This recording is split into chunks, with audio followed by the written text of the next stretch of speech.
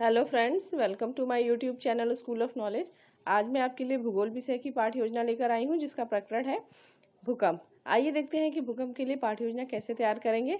इसके लिए हम सबसे ऊपर लिखते हैं पाठ्य योजना संख्या, उसके बाद लिखेंगे छात्राध्यापक या छात्राध्यापिका का नाम, फिर लिखते हैं विद्यालय का नाम। विद्यालय का नाम वो होगा जहाँ पे आप बीएड के लिए प्रशिक्षण कार्य करेंगे।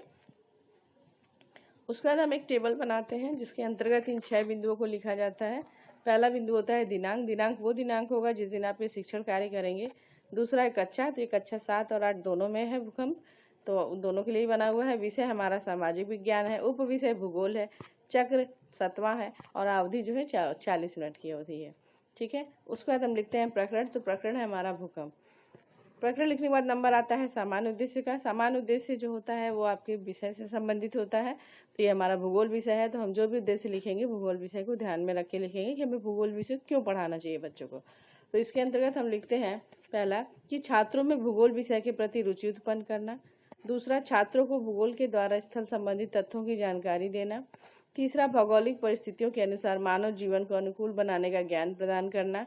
चौथा, छात्रों को प्राकृतिक सौंदर्य का सच्चा ज्ञान प्रदान करना।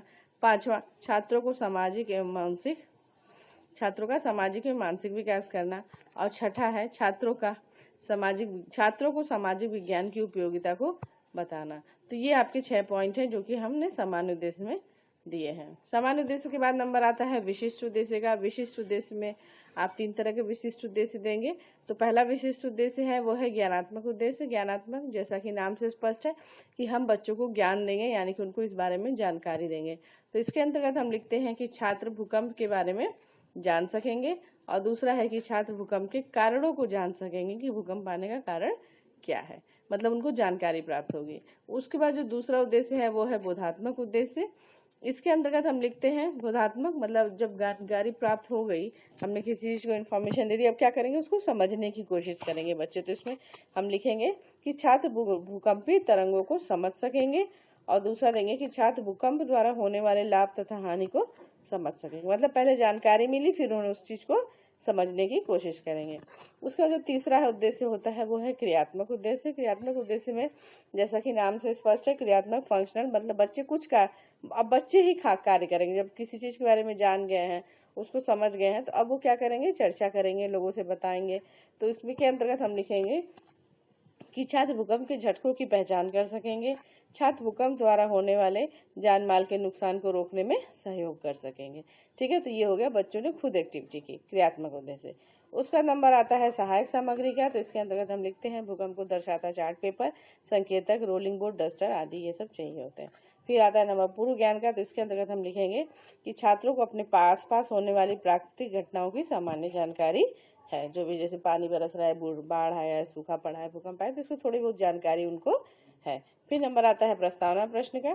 तो प्रस्तावना प्रश्न में जो है हम प्रकरण निकलवाते हैं। तो प्रकरण हमारा क्या है, भूकंप। तो हम इस तरह से टेबल बनाएंगे और बच्चों से हम प्रकरण के प्रश्न निकलवाएंगे कि बच्चे भूकंप तक पहुंच जाए। आइए देखते हैं कैसे बनाते हैं प्रश्न। तो इसके लिए इस तरह से एक टेबल बनाएंगे जिसमें 3 कॉलम होंगे। तो हम पहला प्रश्न करते हैं बच्चों से कि हमारे सौर मंडल में कुल कितने ग्रह हैं। तो बच्चे के आंसर चूंकि पढ़ चुके हैं तो तुरंत आंसर कर देंगे कि हमारे सौर मंडल में टोटल 8 ग्रह हैं।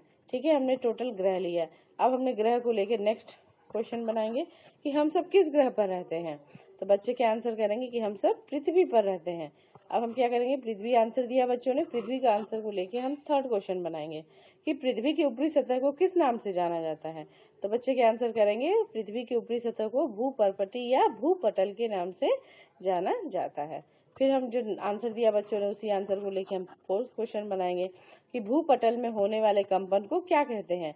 तो बच्चे के आंसर करेंगे उसे भूकंप कहते हैं। अगर बता दिया तो ठीक, नहीं बताया अगर यहाँ समस्यात्मक हो गया तो आप अपना प्रश्न यहाँ ही खत्म कर सकते हैं। ठीक है, तो अगर सिर्फ इनकेस दे आंसर तो आप लिखेंगे, बच्चे आंसर करते हैं कि भूकंप, देन भूकंप को लेके आप नेक्स्ट प्रश्न बनाएंगे कि भूकंप के विषय में आप क्या जानते हैं।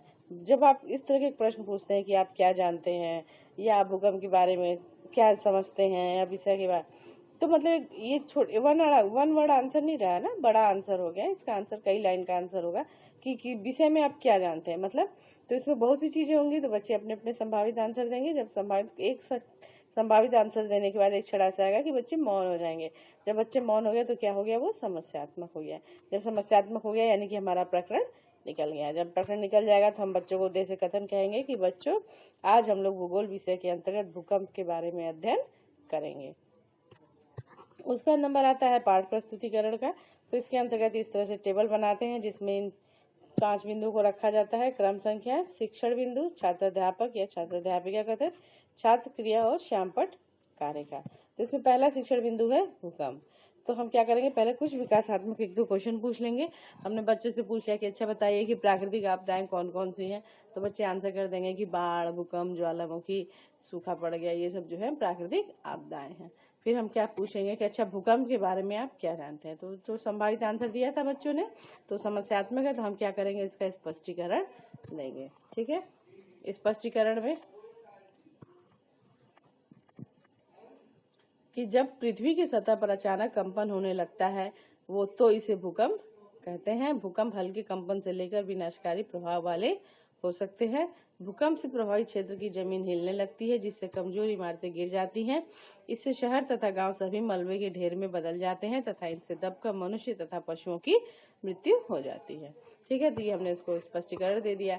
इधर श्यामपट्ट पे हमने लिख के दिखा दिया कि भूकंप के कारण क्या होता है, जान तथा माल दोनों की हानि होती है। भूकंप के कारण दे दिया कि क्या नुकसान है। ठीक है, भूकंप के कारण। उसके बाद जो है बोधात्मक प्रश्न पूछ लिया कि पृथ्वी की सतह पर होने वाले कंपन को क्या कहते हैं। तो बच्चे क्या आंसर कर देंगे, उसे भूकंप कहते हैं। फिर नेक्स्ट क्वेश्चन पूछ लेंगे कि भूकंप के कारण जान माल पर कैसा प्रभाव पड़ता है। तो भूकंप के कारण तो बच्चे क्या आंसर देंगे कि दोनों की ही क्षति होती है या हानि होती है, इसका आंसर कर देंगे। ठीक है, तो ये हो गया पहला शिक्षण बिंदु। उसके बाद हम दूसरा शिक्षण बिंदु लेंगे। दूसरा शिक्षण बिंदु है भूकंप के कारण। तो इससे भी रिलेटेड पहले विकासात्मक प्रश्न पूछ लेंगे कि पृथ्वी पर होने वाले कंपन को क्या कहते हैं। बच्चे क्या आंसर करेंगे, भूकंप कहते हैं। फिर पूछ लिया भूकंप आने के क्या कारण है। तो बच्चे क्या है, मौन हो जाएंगे। समस्यात्मक हो गया तो स्पष्टीकरण देगी शिक्षिका कि भूकंप आने के क्या कारण के लिए कि भूकंप पृथ्वी के स्थल मंडलीय प्लेटों की गति के फलस्वरूप पृथ्वी के आंतरिक भाग में हलचल उत्पन्न होने से आता है। इन हलचलों के कारण पृथ्वी में भूकंपीय तरंगे उत्पन्न होती हैं। ठीक है, पृथ्वी के अंदर जहाँ से कंपन उत्पन्न होता है उसे उद्गम केंद्र, ठीक है, उद्गम केंद्र यानी कि फोकस कहते हैं। उद्गम केंद्र ठीक ऊपर धरातल पर स्थित बिंदु को अधिकेंद्र कहते हैं। इसी स्थान पर भूकंपीय तरंगे सबसे पहले पहुंचती हैं। ठीक है, तो ये हमने दे दिया कारण की क्या कारण है भूकंपीय तरंगे आने का या भूकंप आने का क्या कारण है। ठीक है, तो इधर हमने क्या किया, श्यामपट्ट पे भी बना दिया बच्चों के लिए, डायग्राम बना के समझा देंगे बच्चों को कि भाई देखो ये अगर पृथ्वी का टुकड़ा है ये वाला हिस्सा, तो जो सेंटर है उसको हम क्या कहेंगे, इसको हम केंद्र कहेंगे या फोकस कहेंगे। उद्गम केंद्र यही हो गया सेंटर में। आज जो हमारा पृथ्वी है मतलब ऊपर का हिस्सा, ठीक है, तो उसको हमने क्या कह दिया, उसको अधिकेंद्र कहते हैं। ठीक है, और जो चुंबकीय तरंगे ये गोल गोल सी जो बनी हुई है ना, ये चुंबकीय तरंगे हैं जो कि इस तरह से मूव करती हैं, गोल तरंगे होती हैं। ठीक है, सर्कुलर में मूव करती हैं। और जहाँ पे भी क्रैक होगा, जो पृथ्वी के अंदर क्रैक आ जाता है, उसे हम क्या कहते हैं, फॉल्ट कहते हैं। तो ये डायग्राम से समझाया गया है। ठीक है, उसके बाद श्यामपट्ट कार्य पे और लिख देंगे कि धरातल पर सबसे अधिक कंपन कहाँ होता है, अधिकेंद्र पर होता है, जिसके पास आसपास के क्षेत्रों में हानि अधिक होती है। और क्या दे दिया कि भूकंप की तीव्रता रिक्टर पैमाने पर नापते हैं। ठीक है, उसके बाद हम इससे रिलेटेड बोधात्मक प्रश्न पूछ लेंगे कि पहला प्रश्न पूछा कि पृथ्वी के स्थल मंडलीय प्लेटों की गति के कारण किस प्रकार की स्थिति उत्पन्न होती है। तो बच्चे क्या बताएंगे, गति के कारण भूकंप आता है। फिर दूसरा क्वेश्चन पूछ लिया कि धरातल पर सबसे अधिक कंपन कहाँ होता है। तो सबसे अधिक कंपन कहाँ पे, अधिकेंद्र पे होता है। अधिकेंद्र कहाँ है, जो केंद्र है, केंद्र के ऊपर जो धरातल होती है हमारी पृथ्वी, जहाँ पर हम चलते फिरते हैं, उस पर जो स्थित केंद्रक होता है, जहाँ एकदम एक तो सेंटर में होगा पृथ्वी के अंदर, तो उसे हम क्या कहते हैं, उद्गम केंद्र कहते हैं। और उद्गम केंद्र के ठीक ऊपर यानी कि धरातल पर जो केंद्र बिंदु होगा उसे हम क्या कहेंगे, ईपी सेंटर कहते हैं या अधिकेंद्र कहते हैं। ठीक है, ये हो गया हमारा दूसरा शिक्षण बिंदु। फिर हम तीसरा शिक्षण बिंदु लेंगे कि भूकंप से क्या लाभ है और क्या हानियां हैं, भूकंप का मानव जीवन पर क्या प्रभाव पड़ता है। इस तरह से क्वेश्चन पूछ सकते हैं। तो पहला प्रश्न पूछा विकासात्मक, भूकंप के कारण सबसे अधिक नुकसान कहाँ दिखाई देता है। तो चूंकि केंद्र के ऊपर जो धरातल पर स्थित बिंदु है उसे क्या कहते हैं, अधिकेंद्र कहते हैं। तो अधिकेंद्र पर ही चुंबकीय तरंगे सबसे ज्यादा पहुंचती हैं, जिसकी वजह से सबसे ज़्यादा नुकसान जो है वहीं पे होता है। ठीक है, बच्चे आंसर कर देंगे यदि के पर। फिर पूछा भूकंप से होने वाले लाभ तथा हानि को कौन कौन सी हैं, तो बच्चे क्या है मौन हो जाएंगे। समस्यात्मक हो गया तो शिक्षिका क्या करेगी, स्पष्टीकरण देगी। तो उसमें क्या स्पष्टीकरण है कि भूकंप से होने वाले लाभ तथा हानि निम्नवत है। तो भूकंप से लाभ में पहला है भूकंपी तरंगे पृथ्वी को पार कर जाती है, जिससे हमें पृथ्वी के भीतर की जानकारी मिलती है। ठीक है, दूसरा है भूकंप आने से बहुमूल्य खनिज पदार्थ पृथ्वी के आंतरिक भागों से धरातल पर आ जाते हैं। तो ये हो गया लाभ। और हानि क्या है, भूकंप से सड़क, रेल पटरी, पुल, बिजली के खंभे, मकान, कल कारखाने आदि नष्ट हो जाते हैं। भूकंप प्रभावित क्षेत्रों में भूस्खलन प्रक्रिया तेजी से होती है, जिससे बड़े बड़े भूभाग धस जाते हैं। तो ये हो गया हमारा नुकसान। फिर इधर श्यामपट्ट पे भी लिख के दिखा देंगे कि क्या लाभ है, तो बता देंगे कि पृथ्वी के भीतर की जानकारी मिलती है, और दूसरा बता दिया कि बहुमूल्य खनिज पदार्थ पृथ्वी के ऊपर आ जाते हैं। और हानि में लिख दिया कि मकान, इमारतें, पुल, सड़क, कल कारखाने आदि नष्ट हो जाते हैं। तो ये हो गया आपका श्यामपट्ट कार्य। उसका रिलेटेड बोधात्मक प्रश्न पूछ लेंगे कि भूकंप से होने वाले एक लाभ को बताइए, तो बच्चे क्या आंसर कर देंगे कि बहुमूल्य खनिज पदार्थ पृथ्वी के आंतरिक भागों व धरातल पर आ जाते हैं। ठीक है, आंतरिक भाग से धरातल पर आ जाते हैं। उसके बाद जो है दूसरा क्वेश्चन पूछ लिया कि भूकंप से होने वाले एक हानि को बताइए, तो बच्चे क्या आंसर कर देंगे कि सड़क, पुल, रेल की पटरी आदि टूट जाती है। ठीक है, उसके बाद हम दूसरा क्वेश्चन पूछेंगे पुनरावृत्ति प्रश्न। ठीक है, अब आप सोचेंगे कि बोधात्मक प्रश्न पूछ रहे हैं, विकासात्मक प्रश्न भी पूछ रहे हैं, अभी पुनरावृत्ति प्रश्न क्या है। तो देखो, विकासात्मक प्रश्न मतलब है वो प्रश्न होते हैं जो छोटे छोटे से बहुत ही वन वर्ड आंसर वाले होते हैं, जो हमें पता होता है कि बच्चे इसका आंसर कर लेंगे। ठीक है, बोधात्मक प्रश्न क्या होता है, बोधात्मक प्रश्न वो होता है जैसे हमने कोई शिक्षण बिंदु पढ़ाया, तो उसके अंदर से जो हम पढ़ा रहे हैं तुरंत के तुरंत उसके अंदर से अगर हम कोई प्रश्न उठा के बना के बच्चों से पूछते हैं तो उसे हम बोधात्मक प्रश्न कहते हैं।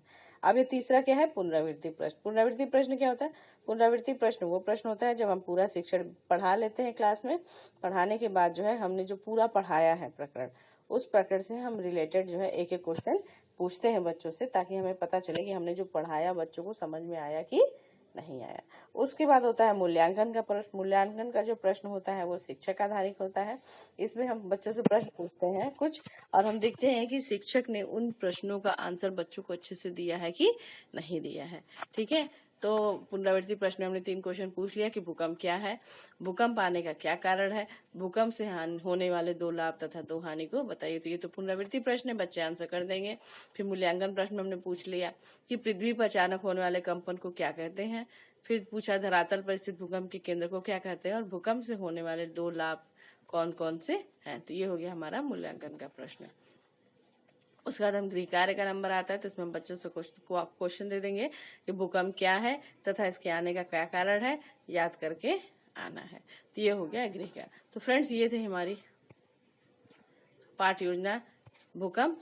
आपको मेरी पाठ योजना कैसी लगी प्लीज जरूर कमेंट करके जरूर बताइएगा। अगर आपको मेरी वीडियो अच्छी लगी तो प्लीज इसे लाइक करें, शेयर करें और मेरे चैनल को सब्सक्राइब करें। नेक्स्ट वीडियो में आपसे फिर मुलाकात होगी, तब तक के लिए आप अपना ध्यान रखें।